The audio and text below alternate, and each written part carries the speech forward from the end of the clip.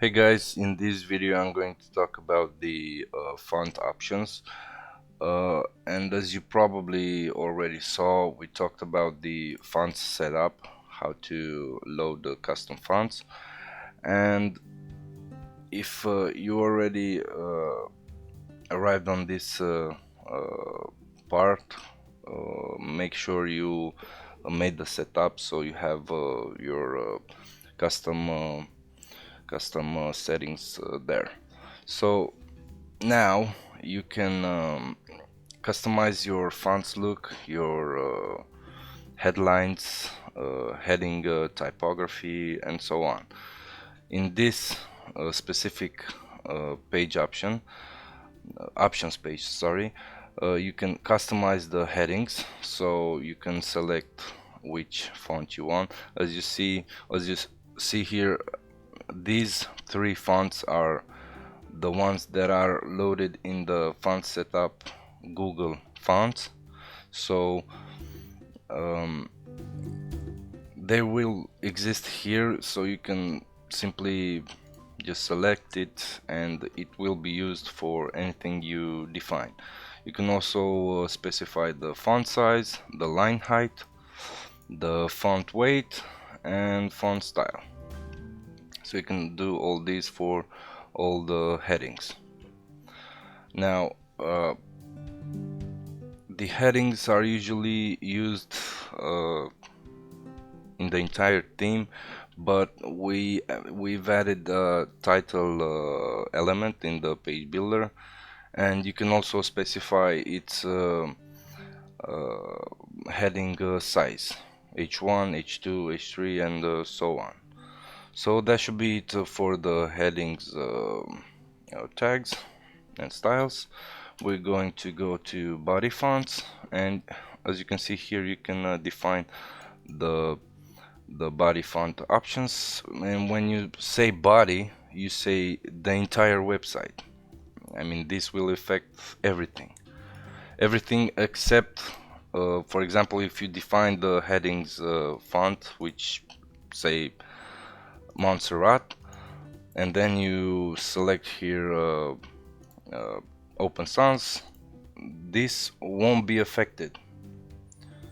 So there are these exceptions. Now you can also specify the font size. I highly recommend sticking to less than 16, maximum 18, because it's quite a big size.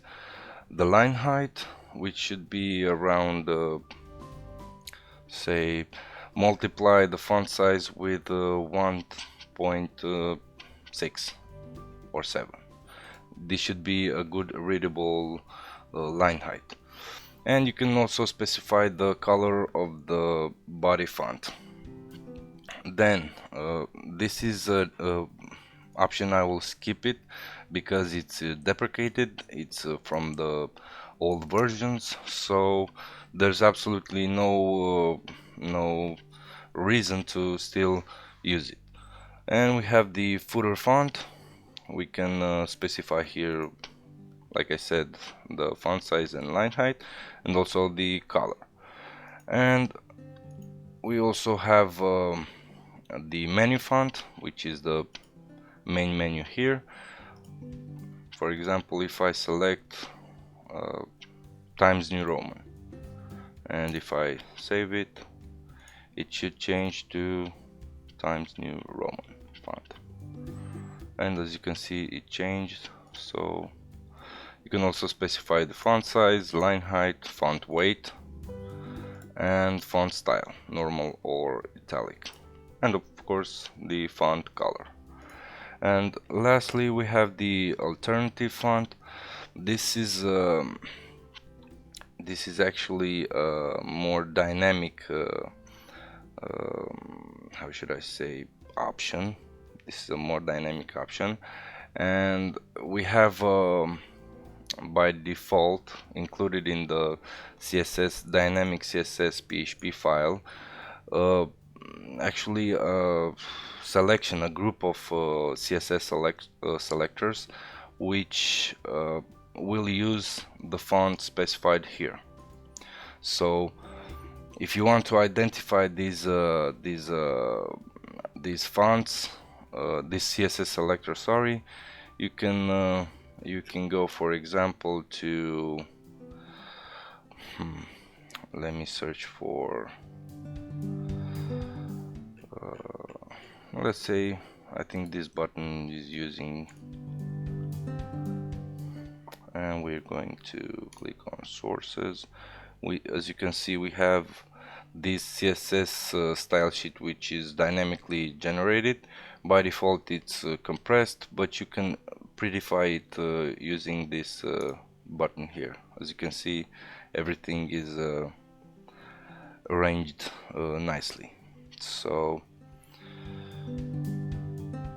here, this is the exact location where you can find all the list for CSS selectors.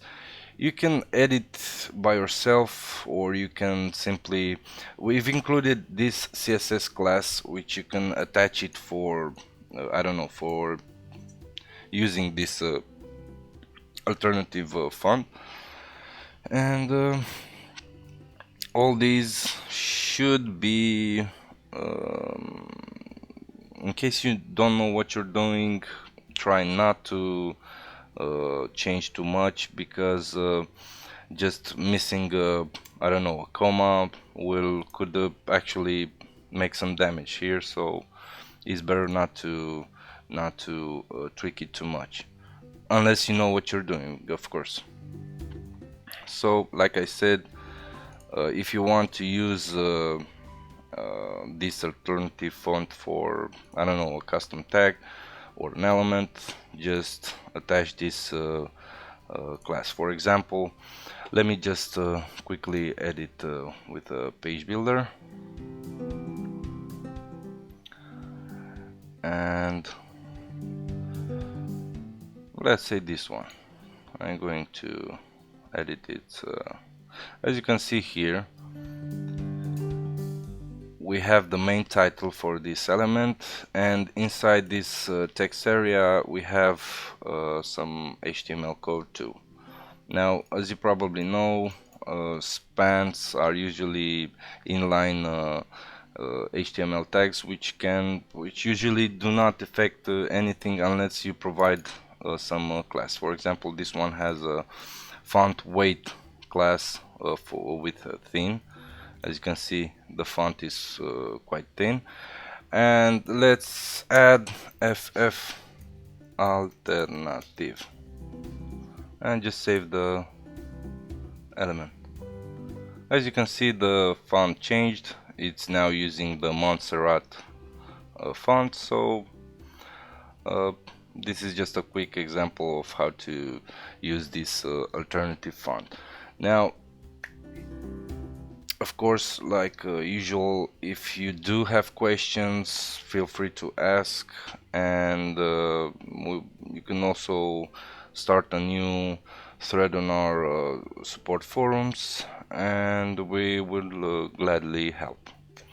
So that's about it. Thanks for watching, and see you in the next one. Bye.